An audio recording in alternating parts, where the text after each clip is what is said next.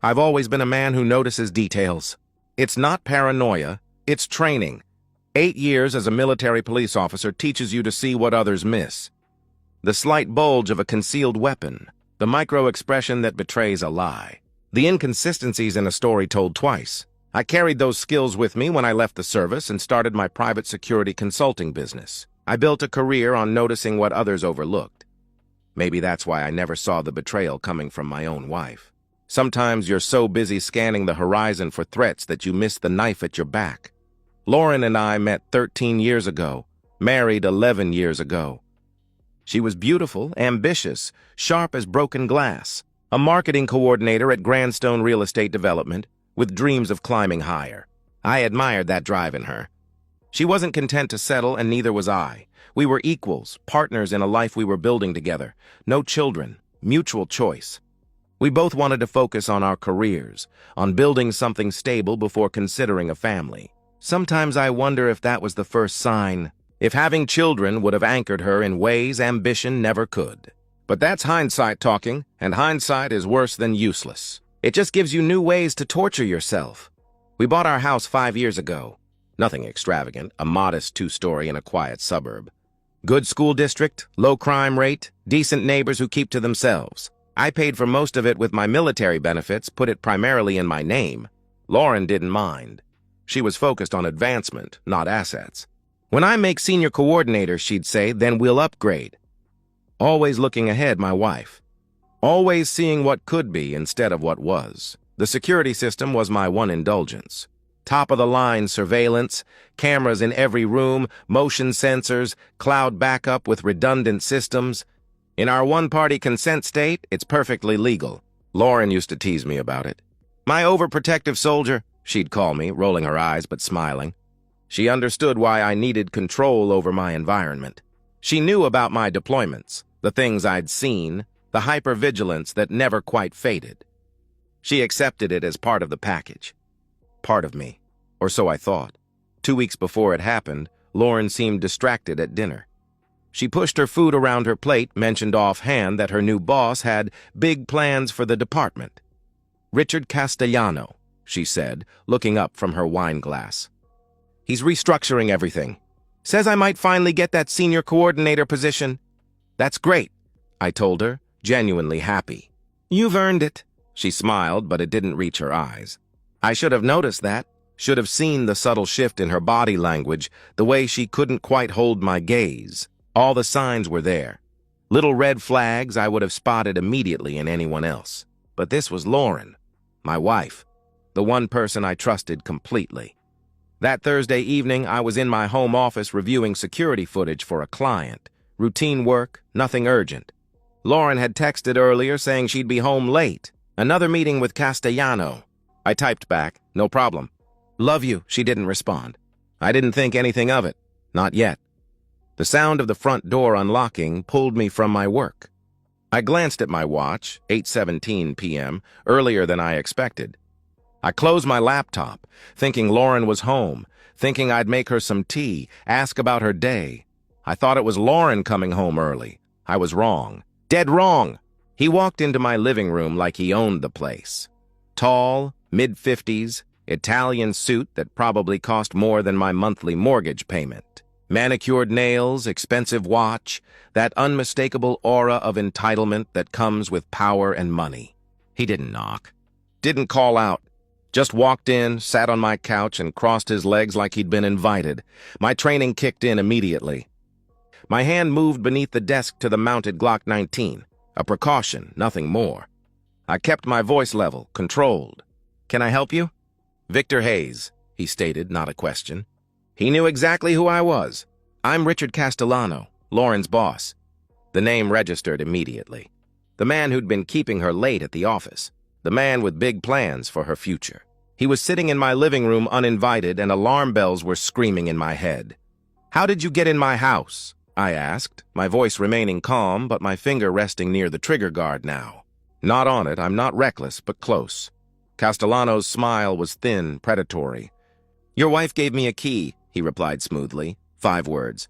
5 simple words that shattered the foundation of my marriage. Lauren had given this stranger, this man I'd never met, access to our home without telling me. The violation was so profound I couldn't immediately process it. Castellano didn't wait for me to catch up. He launched straight into what he called a man-to-man conversation. His voice was casual, matter-of-fact, as if what he was proposing wasn't monstrous. "Here's the situation, Victor. I want to try your wife tonight, in your bed, and you're going to be reasonable about it," he explained, as if discussing a business deal. I stared at him, certain I'd misheard. This couldn't be happening. This wasn't real. But it was. Castellano sat in my living room, explaining the arrangement as if it were a business transaction. Lauren would get the promotion, the career advancement, the life she deserved. I just needed to step aside, be cooperative.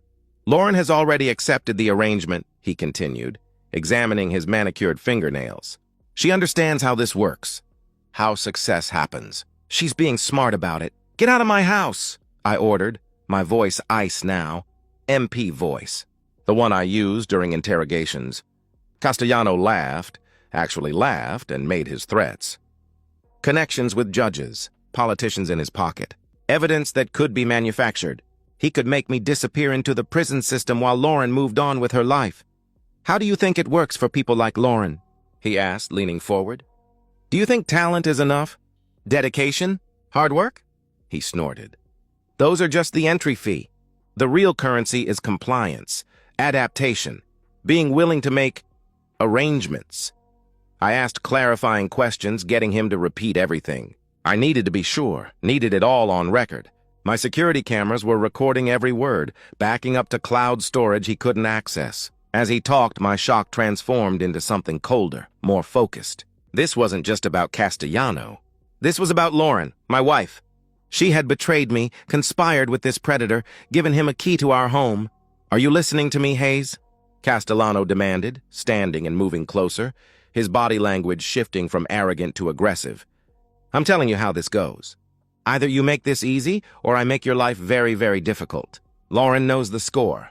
She's smarter than you." That's when I made my decision. I brought the gun up from under the desk, aiming center mass. No hesitation. No uncertainty. Castellano froze mid-step, his eyes widening. "You have exactly 30 seconds to leave my house," I warned, my voice deadly calm. "Every word you've said is being recorded. Every threat. Every admission of attempted coercion. It's all backed up to servers you can't touch." Castellano's face transformed, shock to fury in an instant. He realized he'd been trapped, cornered by his own arrogance. "You son of a bitch!" he snarled.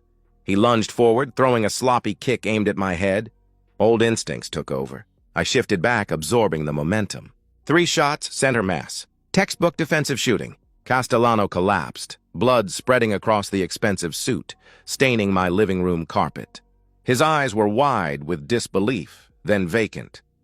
I set the gun down carefully on the desk, picked up my phone, and made 3 calls in sequence.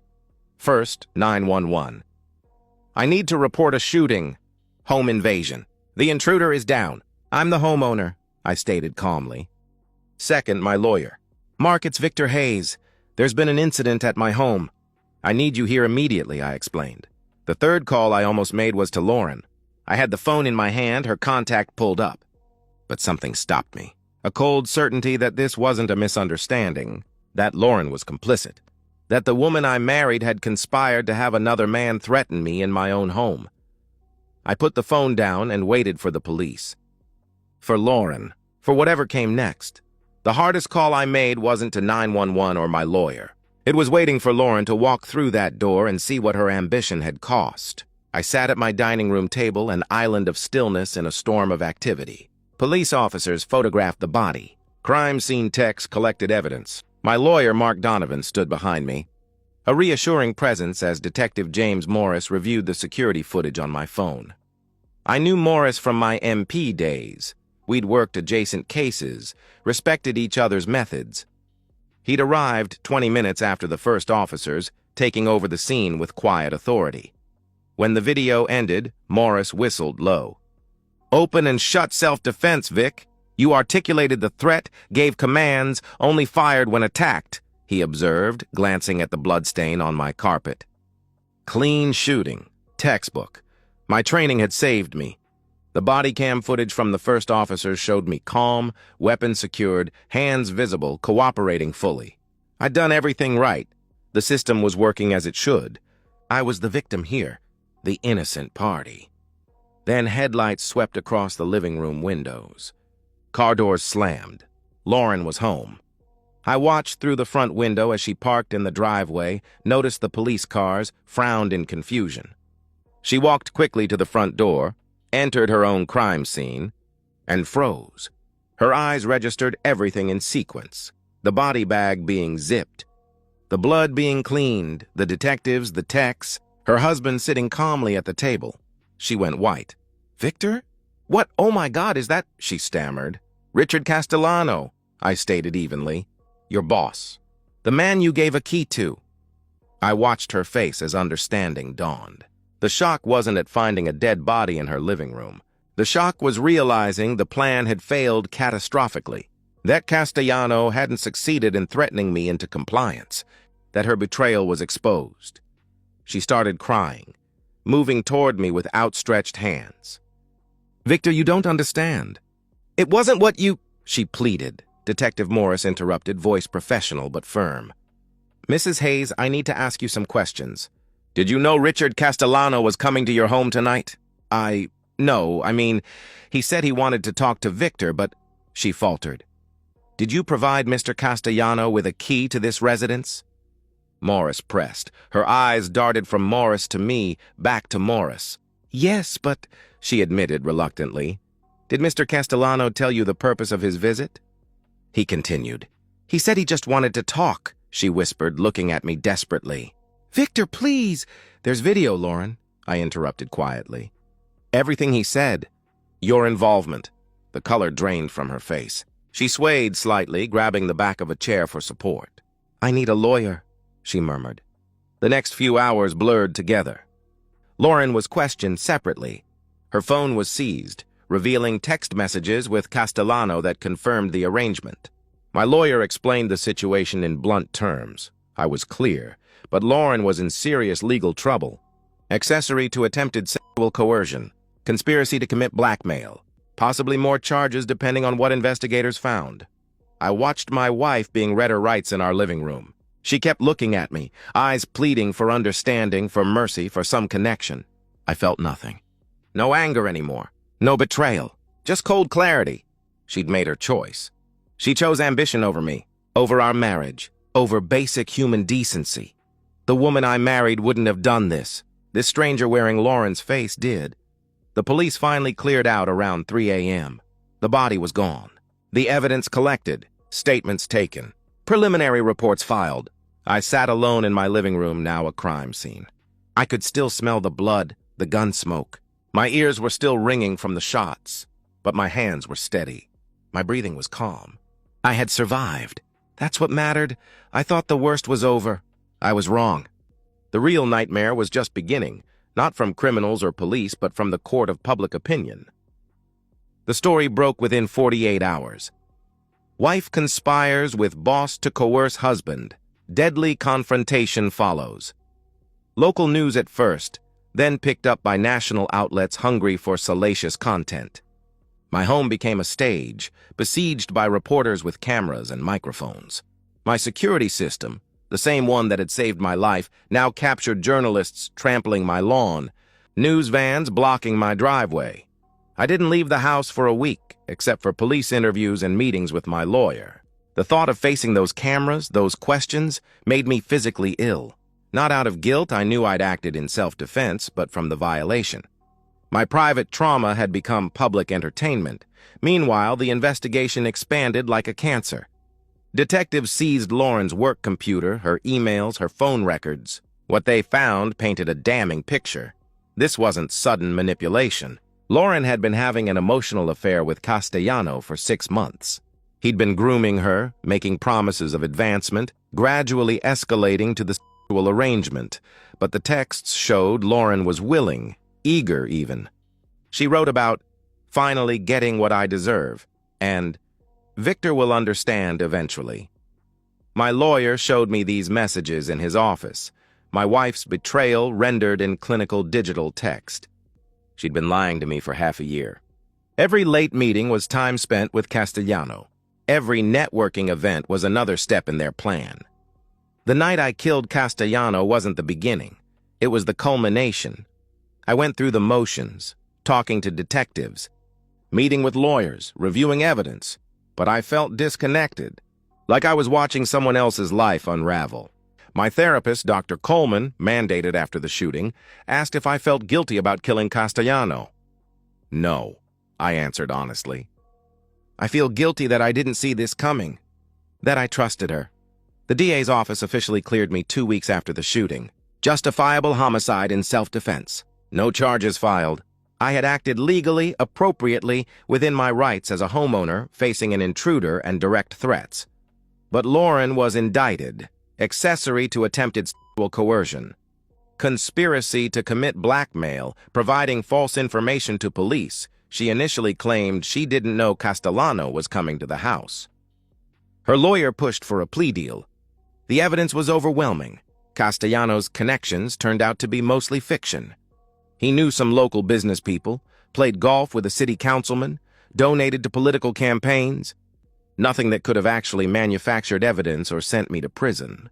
It was all bluster, empty threats to force compliance, but Lauren had believed him. She'd believed the promises enough to betray our marriage. I filed for divorce before her arraignment.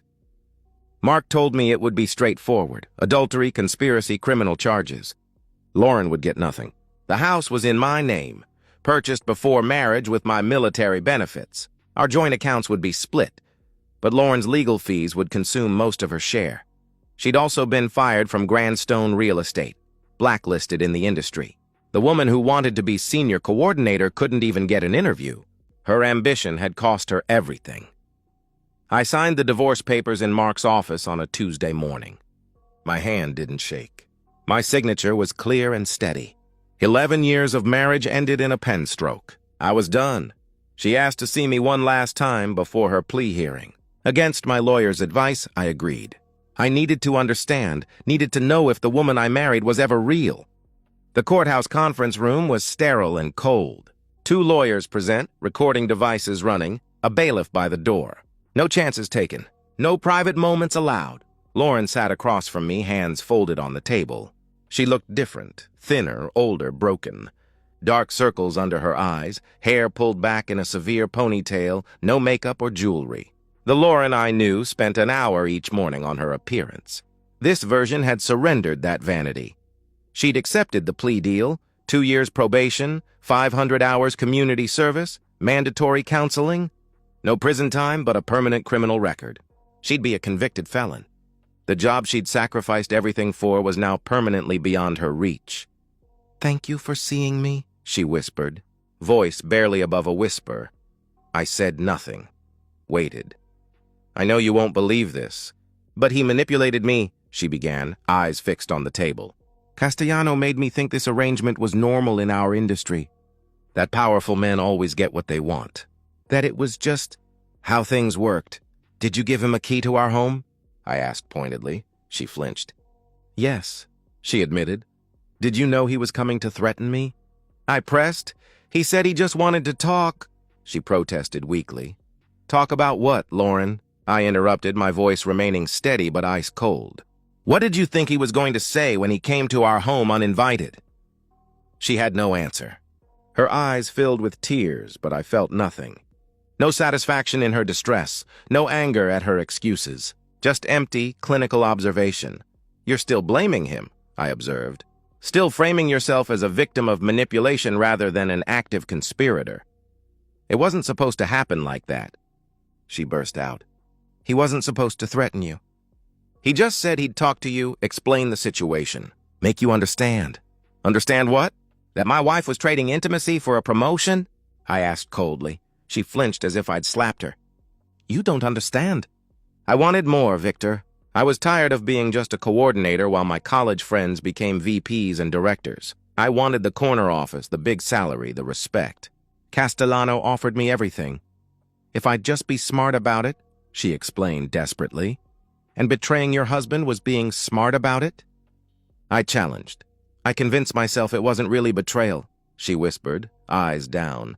"I told myself it was just business. just how the world works, that you'd understand eventually. The final question rose in me, the one that had haunted me for weeks.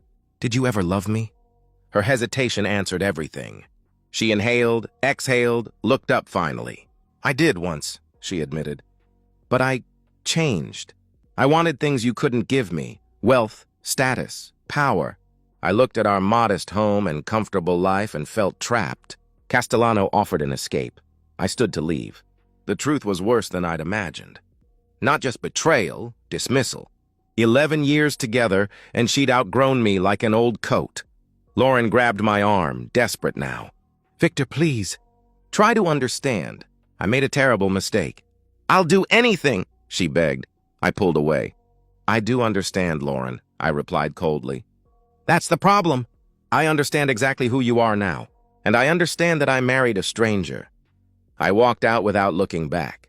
The divorce was finalized 3 days later. I kept the house, most assets, my dignity. Lauren left with her legal fees, her criminal record, and the ruins of her reputation.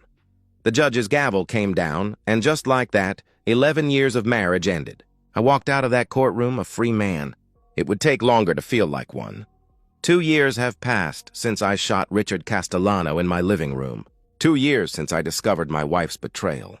2 years of rebuilding a life I thought was stable. My security consulting business is busier than ever. The case made me something of a legend in certain circles, the consultant who saw danger coming and prepared for it. I've tripled my client list, upgraded my home security system, though it's more symbolic than necessary. The original system saved my life. I don't date much. The few times I've tried, I've found myself watching for signs of deception, testing motivations, looking for hidden agendas. My therapist says it's normal, that trust takes time to rebuild. I'm not sure it ever will. The betrayal cut deeper than the physical danger. Lauren's willingness to sacrifice me for career advancement showed me how little our marriage actually meant. Through mutual acquaintances, I hear about Lauren occasionally. She moved to Nevada, working retail under her mother's maiden name. The criminal record makes professional work nearly impossible. The news coverage made her name toxic in our industry. She's trying to escape her past, build something new from nothing.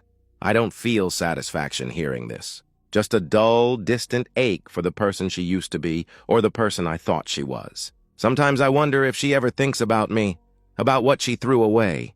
I wonder if the corner office she coveted seems worth it now, standing behind a register in a desert town where nobody knows her name. Castellano's family sued me in civil court. Wrongful death. The case was dismissed within minutes when my lawyer presented the security footage. The judge called it the most clear-cut case of self-defense he'd seen in 30 years. The family's lawyer apologized for wasting my time. Castellano's widow remarried within a year. His children don't speak his name. He left no legacy except as a cautionary tale of what happens when power corrupts absolutely. My life now is quiet, structured, solitary. I wake at 5 a.m., work out, review security protocols for clients, go to bed early. I've made peace with what happened. People sometimes ask if I regret shooting Castellano, if there was another way. My answer never changes. He broke into my home. He threatened to destroy my life. He attacked me. I defended myself. The law agreed. And I sleep just fine at night. The moral complexity isn't lost on me. I took a human life.